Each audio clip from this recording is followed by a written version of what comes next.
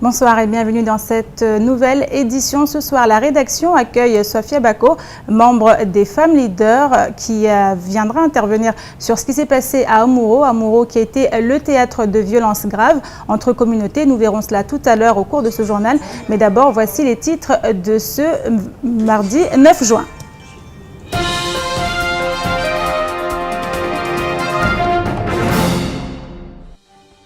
Après un premier mouvement initié en 2012, les revendications sont toujours les mêmes. Ancienneté, indexation ou encore place des agents mahorais dans l'ARS Océan Indien. Explication dans notre journal.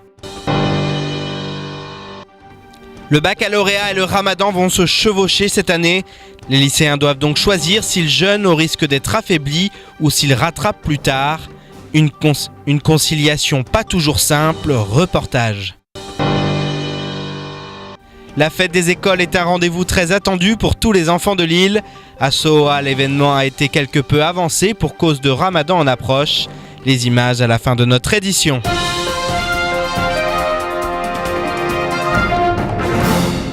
90% des agents de l'ARS, l'Agence régionale de santé, sont en grève. Depuis hier, l'agence régionale vit un second mouvement depuis celui amorcé en 2012.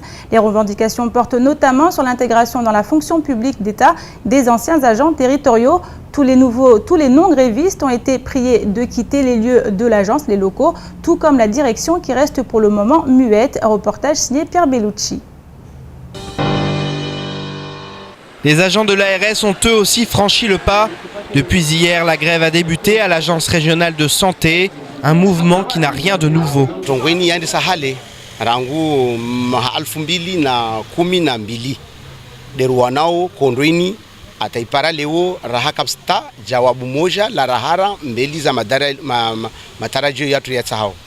Les revendications sont divisées en 3 points.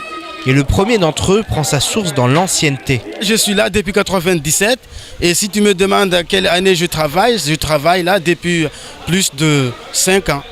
Parce qu'il y a ce qu'on appelle l'histoire de corps transitoire depuis 2010 jusqu'en 2015. Là, je travaille ici depuis 5 ans alors que ça fait plus de 18 ans que je suis là. Ça veut dire que je n'existais pas avant. Voilà. Et là, on va m'intégrer avec une ancienneté 0 en plus. Voyez-vous ? Au-delà du problème d'intégration à la fonction publique, les salariés se plaignent d'une différence de traitement entre eux et ceux travaillant à La Réunion. L'indexation atteint ainsi les 50% pour les agents de l'île Bourbon contre 20% à Mayotte. Le manque de considération et la question de la place des salariés mahorais sont donc sous-jacents. La lutte antivectorielle en 2006 pour le chikungunya à La Réunion, ils ont intégré ces agents dans la fonction publique avec leur ancienneté, avec tous leurs droits. Et nous qui sommes ici, on s'est battu aussi en 2006 avec le chikungunya, mais on est moins que rien. Ça, c'est honteux, je trouve ça. Je viens aussi à signaler que les élus de Mayotte, on les a élus, mais ils nous ont abandonnés complètement. Les salariés s'en prennent directement à la direction et demandent aujourd'hui la tête des responsables. Donc munibabo nsurongwa mazefu yatu kawatsimu shefu wakati kamba mwana asahashitwa baba arandushiwa kanzira ruha pia dzieni nsahakaliso nilipindere baba tala lishiljazi andezae ande kawe ni greta eske wabo fikira zaitini babo mwana tsofantini saelewa lazima arengea mfio andezahe ripare shefu wangina atsori bingao na lijazi la tutaribone ripare mavunari ya tsahao. Un nouveau conflit social qui cette fois frappe de plein fouet la fonction publique et qui risque fort de prendre de l'ampleur dans les prochains jours. Et les grèves dans le BTP ne semblent pas sur le point de cesser. 8e jour à la Colasse, 5e à Tetrama. Aucune rencontre n'était prévue ce jour et hier lors de la réunion à la DIECT. Seules quelques avancées ont été trouvées. Les salariés ont obtenu le 13e mois, une faible augmentation salariale et des primes de panier là où ils souhaitaient avoir des tickets restaurants. Pour cette raison, mais également pour la convention collective qui pose toujours problème, mais également pour la question des contrats de chantier toujours en suspens. La grève a été reconduite pour les 2 groupes du BTP. Reportage à Bassalidi et Pierre Bellucci. Rien n'avance dans le BTP. Les salariés de Tetrama et de la Colas continuent la grève. Chaque camp était aujourd'hui à la recherche de compromis pour que le conflit s'entérine dès demain, même si la colère des salariés ne faiblit pas. Grève déjà mazaina sukutsano leo ijamba direction yatu taupara leweni wasir demande convention zatu demande pièce tu zatu ristao taupara leweni patron ari décider amba waika venze shituyo muhala si amba kasi kubali ça fait leo ija amba wanyatu leo wande syndicat wakonde hadisi rijue matarajo eske si ataupara ujono amba rihadisi ri pare jawabu leo vanu neka karapara jawabu toujours wasir continue grève yatu. Les salariés dénoncent toujours l'immobilisme de la direction de Tetrama qui affirme de son côté être prête et ouverte au dialogue, une situation qui stagne et un dialogue de sourds qui n'en finit plus. Waskarashka mavareni beri zie de mlango juvani yani rizie depo yatu ini amba wantu wasifanyi hazi hahudaili hazi tambu maurizo babo leo ntano mba ina haya au ina aibu wakati komba leo Tetrama ini na maha 25 rangu ya umbata upara leo au na rangu siku ya dzalwa ata leo inaibu hukamba leo siku ya handa wasiraja hasiramba patron kasirile la helia lazimu. Après que patron kashinda rambia tongo etsoko yote. Du côté de la Colas, les contrats de chantier restent au cœur des revendications. Les salariés sont toujours aussi soudés, notamment pour ceux qui ont passé une partie de leur vie sur les chantiers sans CDI, car selon les syndicats, tous les salariés du groupe ne sont pas traités à l'identique, d'où une implication bien moins importante de certains. Mais oui, ils sont plus concernés parce que ceux qui sont pas plus dans les chantiers sont les SPAT, sont nos collègues métropolitains qui viennent ici, ils ont des salaires, ils ont leur maison à béton, une vie normale quoi. Mais les salariés horaires n'ont pas une vie normale. Dès demain matin 9h, une réunion est prévue à la DIECT entre les différents partis. Les salariés de la Colas ont une nouvelle fois décidé de s'y rendre à pied en partant du siège de l'entreprise. Une marche pour avancer et débloquer une situation qui s'enlise. Et l'inquiétude est toujours vive à Muro suite aux violents affrontements qui sont produits entre une famille mahoraise et des ressortissants enjoannés dimanche soir.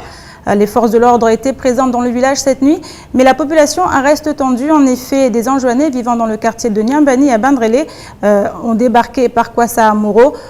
Pour l'effet de surprise et pour échapper au regard, une arrivée sur la plage leur a semblé plus propice, mais des gendarmes en patrouille les ont aperçus, ce qui les a effrayés les hommes venus en découdre, qui se sont alors dispersés sur la terre ferme. Les habitants d'Amuro disent aujourd'hui craindre pour leur famille et ne se sentent pas en sécurité, alors même que dans leur village, des personnes sont sûrement cachées en attendant la nuit. On écoute la sœur des deux frères agressés qui ont terminé à l'hôpital dimanche soir. Wasi wa Maore Ramoka Faransaho ulihidziwa. Ramoka la Réunion, espèce de bandits Comores à les autres pays. Nwasi uburihazi yanmana kweli baisha wa mimfararansa betisi hangu tahamatsia wa watu lazima nistehi wenyewe zuzi vanu tsahunu tikahazini tihirwa mbabani mwanaho abubulwa na makreoli tipashia na sakimoja ile kama na ivinga hazini kreolio arongwatini tu es pas chez toi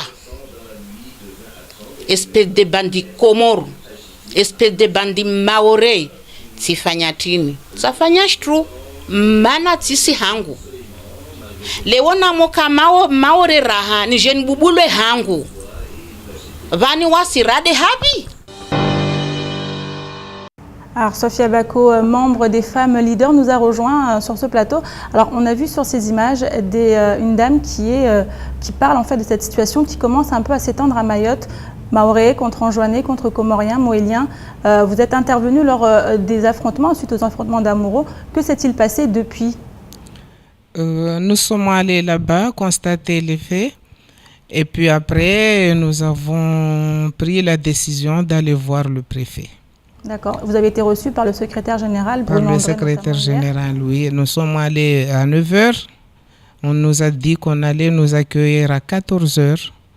Donc nous avons dit que nous resterons là jusqu'à 14 h. Et finalement, ils nous ont reçus à 11 h. Alors, votre implication dans ce qui s'est passé, clairement, elle consiste en quoi? Pourquoi les femmes leaders aujourd'hui sont parties voir ce qui se passe à Muro et ont pris part et ont pris parti pour... On cherche parce que ce sont des choses que nous, on les dit haut et fort, mais personne ne nous écoute. Souvent, nous nous sommes vus avec le chef de la police, nous nous sommes vus avec le préfet. Si vous n'êtes pas à la hauteur d'arrêter ces gens-là, parce que si nous, on les arrête, on nous dit c'est pas votre boulot. C'est à eux de faire ce travail. S'ils ne le font pas, c'est la guerre civile. Là, on l'a déjà dit avant. C'est des mots forts quand même que vous employez, guerre civile, ça va chercher loin. Ben oui, c'est partout. Ça a commencé là, c'est un début. C'est un début. Moi, ce que je vais dire là, c'est de réveiller les Mahorais, leur dire que c'est pas qu'à Muro, ça peut se faire ailleurs. Ces gens-là, nous les avons tous chez nous. Donc, il faut qu'on se voit avec tous les Mahorais, qu'on se rassemble et qu'on trouve. Les solutions sont là. Mais si on est chacun de son côté, rien ne marchera. Alors, autre conflit communautaire qui a pris une ampleur non négligeable ces derniers jours, celui qui a éclaté à Mtsangamouji il y a 2 semaines. Rappelez-vous, le dernier délai de l'ultimatum d'expulsion adressé aux étrangers était prévu dimanche dernier. Plusieurs familles ont regagné leur domicile pendant que d'autres ont déjà quitté le village. D'autres encore vivent toujours reclus. Ces dernières, conscientes du danger qui les guette, se disent prêtes à partir d'elles-mêmes sans devoir être chassées comme des animaux. Désemparées et dans le désarroi le plus complet, elles lancent un appel aux responsables politiques. On écoute ce témoignage d'un père de famille enjoigné au micro de Shakila Youssouf. Wamiti na mwanzano wangu washi maorevani hao borongolo mtsamdu rongolo dhunreni malde no timparanzwan rijiliana denzwan basi timrendeze mazli bwavu bona jaha maorevan arongwa ma wanzwan pia tdovu wa wanzwan ba okwelo ovu wo widzi ma criminel beta maorevan ne ma criminel bana widzi be babo harnansi yo il faut que ikere mélange wo mwema wo mwi kartouche warakasa wa pia babo mtasoro ngwemba maoro honurlo wasi lazima msuani wa mzwano wa peu beku wasi pia sido wa peu. Fikra yangu heleni onao nashika wanu walimbi ambarlawe harna ikomeni yawe ijaya nkondo wamenso buje mtsawe ningaleda guyangina nikensin ke tranquili mananso para wanu wangina nikensin ke tranquili nisijena ja para mtu raja shindana bure ajandrema wan sukuma wan tezasheri tailo kamba itindrongo itorndano na hila watim bauha nso parso wanu wangina nikensin ka. Alors Sophia Bako, membre des familles leaders, je me tourne encore une fois vers vous. On voit ce père de famille enjoigné qui dit s'ils ne veulent pas de moi à Mtsangamouji, nous irons ailleurs, dans un autre village mahorais. Qu'est-ce que ça vous inspire? Lui, il a dit pour lui seul, il va aller ailleurs, mais il n'a pas dit pour tous les autres. Comme il a dit, il y a des gens qui ne sont pas méchants. Il y a des gens qui aiment Mayotte. Il y a des gens qui sont venus parce que vraiment ils souffrent. Mais il y a des gens qui sont partis de chez eux, qui ont l'étiquette criminelle et qui sont venus. Ce sont ces gens-là qui nous inquiètent. Alors vous êtes d'accord pour dire que dans les deux camps, comme à Mayotte, comme chez les étrangers, il y a des gens qui sont bien, d'autres qui ne sont, comme le dit cet homme dans la vidéo. Alors qu'en ce moment, on entend beaucoup dire, pointer les étrangers, les enjoigner, une généralisation. Vous n'avez pas peur qu'au-delà de ça, ça fasse un amalgame? Mais ils sont beaucoup. Nous avions nos enfants peut-être qui sont... Mais il n'y avait pas beaucoup. On dormait tranquille. Eux, peut-être, ils rentraient pour chercher à manger. Mais il n'y avait pas des gens qui viennent tabasser les gens. Ce qu'ils ont fait à la dame à Muro, la déshabiller, c'est quand même trop fort. Alors on parle de ces Anjonnais qui vivent, des étrangers qui vivent à Mayotte, mais souvent on les voit, ils louent des maisons, des habitations à des Mahorais. Alors ici, qu'est-ce que vous avez à dire à cela? Mais que les Mahorais décident. Hein. C'est le moment où le Mahorais doit prendre sa responsabilité. Il ne faut pas les faire confiance. Parce que quand ils veulent quelque chose, ils sont doux. Mais après, c'est grave, ça devient grave. Alors parce que la personne qui a dit à l'autre, je ne vais plus te louer ma maison, va-t'en. Et lui, il va lui mettre du feu. Ça, c'est grave. Ce n'est pas une personne à prendre chez soi. Alors, quand vous parlez de cet entretien que vous avez avec la préfecture, vous les avez prévenus. Quelles mesures ont été mises en place ou vont être mises en place du côté des autorités? Ils nous ont écoutés. Enfin, je n'étais pas dans la délégation, mais ils ont écouté, ils ont pris acte. Peut-être qu'ils feront quelque chose. D'accord. Alors pour revenir maintenant au mouvement même des femmes leaders, on vous a vu intervenir sur plusieurs sujets. On nous a vu intervenir sur l'affaire Mahmoud Aziari, on vous a vu intervenir sur d'autres problématiques mahoraises. Alors c'est quoi exactement le fond? Qu'est-ce qui motive toutes ces femmes à vouloir aujourd'hui porter de la voix?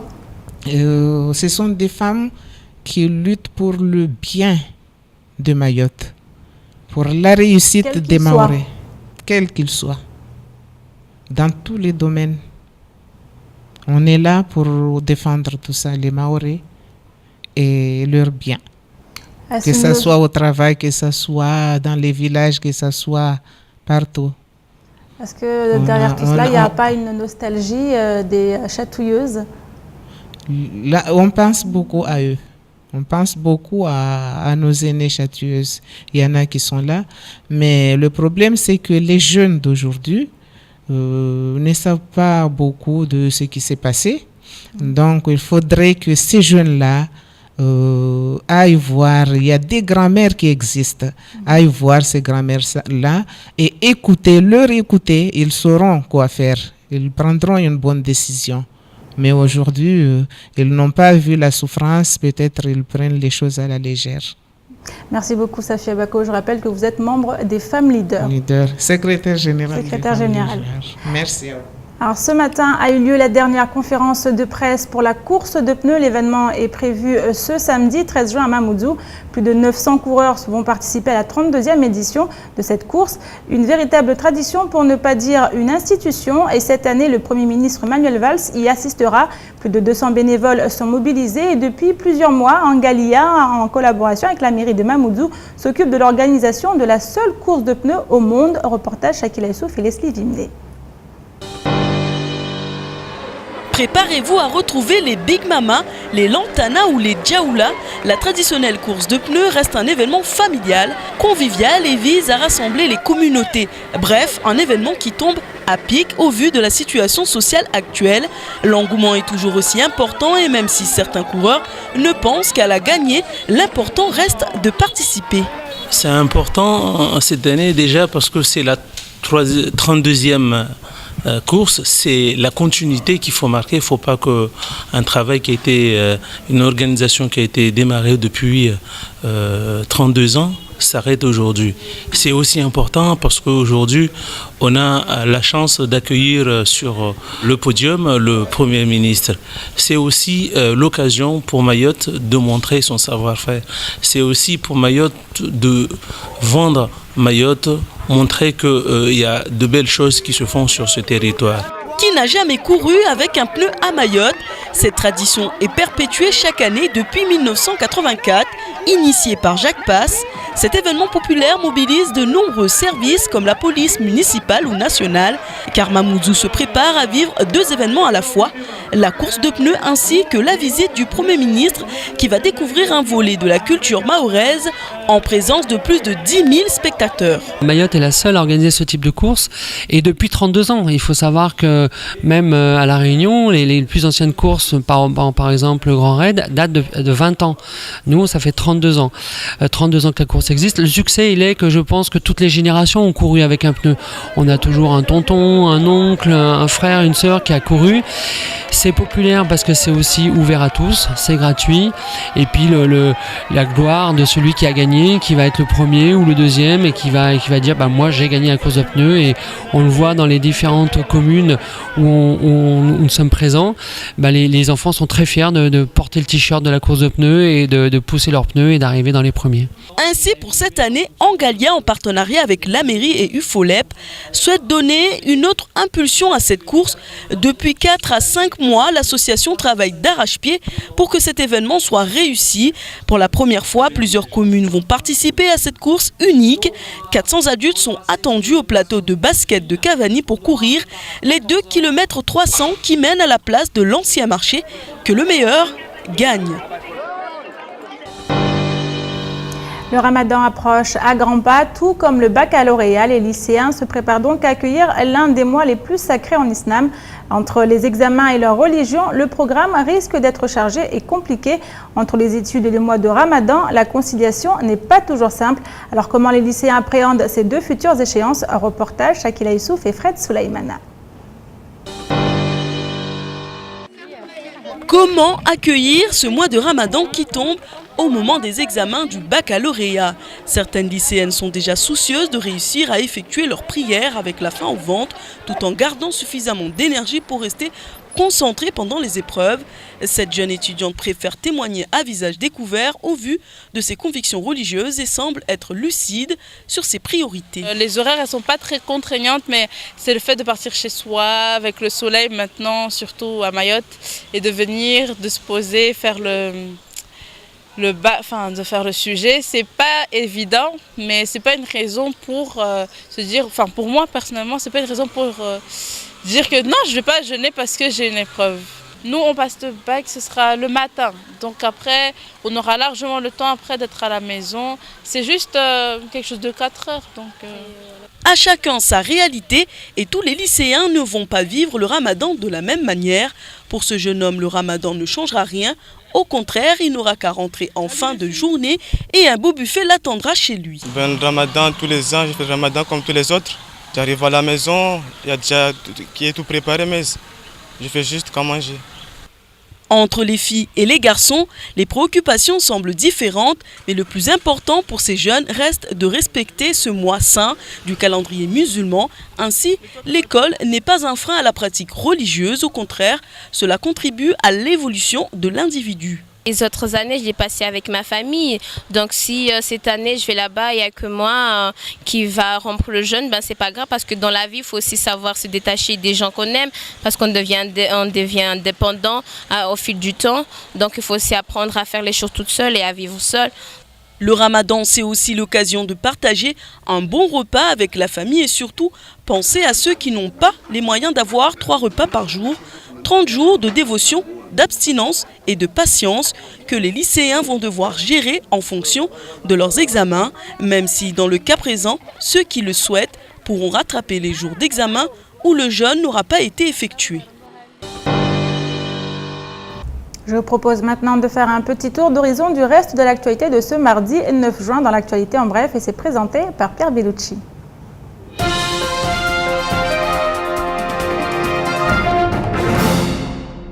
Les pontons de plaisance de Mamoudzou et Dzaoudi l'abattoir sont dans un triste état. Aucune réparation n'a eu lieu depuis le cyclone Hélène et les structures endommagées sont devenues très dangereuses. À 3 jours de l'arrivée du Premier ministre, des travaux ont été effectués au ponton situé en Petite Terre et une solution alternative devrait être trouvée pour Mamoudzou, à moins que Manuel Valls soit à son tour confronté aux vrais problèmes que les habitants de l'île aux Lagons rencontrent tous les jours. Le contrat de plan État-région vise à réduire de manière progressive et continue l'exposition au risque des populations et des activités économiques à travers le lancement de travaux de protection des zones urbanisées ou à urbaniser les plus exposées et de création ou d'optimisation de tout ouvrage visant à améliorer la gestion des eaux. Un vaste programme qui unit l'État et le département sur la programmation et le financement pluriannuel de projets importants d'ici 2020. Dans ce cadre, l'État et le Conseil départemental vont donc financer des projets à hauteur de 172 millions d'euros, dont 54 proviendront du département.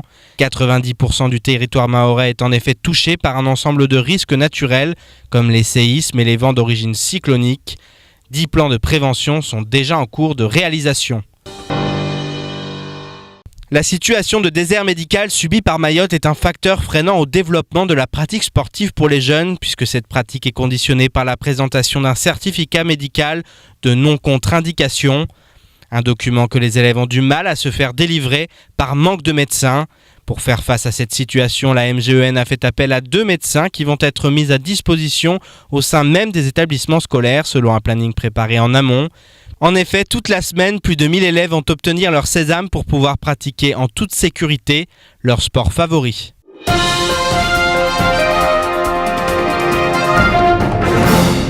Et ce matin, Soa tout entier vibrait au rythme des danses traditionnelles et modernes. La fête de l'école élémentaire s'est ainsi étendue jusque dans les moindres recoins du village. Une animation à laquelle les habitants sont très attachés. Les images sont signées Fred Souleymana. Salouva, couronne de jasmin et maquillage traditionnel pour les filles, et chikoï et sambi pour les garçons, rien n'était laissé au hasard. Et en coulisses, pendant que les uns s'appliquaient à revêtir leurs habits de fête, d'autres en profitaient pour répéter une dernière fois leur chorégraphie. Il n'y a pas à dire, l'heure était bel et bien à la fête ce matin à l'école élémentaire de Sohoa. Mais au-delà du côté festif, pour les enseignants de l'établissement, l'événement répondait aussi à d'autres objectifs. Depuis 2 mois, on le prépare. C'est pour montrer aussi aux enfants des activités, d'autres activités périscolaires qu'on peut mettre en place. Parce qu'on a que la pédagogie à l'école et les enfants, ce serait bien de différencier, de montrer qu'on peut faire d'autres activités. Et dans tout ça, il y a aussi de l'apprentissage, mais aussi la fête derrière. Mais avant d'arriver à ce résultat, élèves, enseignants et parents ont travaillé d'arrache-pied durant plusieurs semaines. Et si les années précédentes, l'événement marquait la fin de l'année scolaire et le début des grandes vacances, cette année, un élément de première importance est venu changer la donne.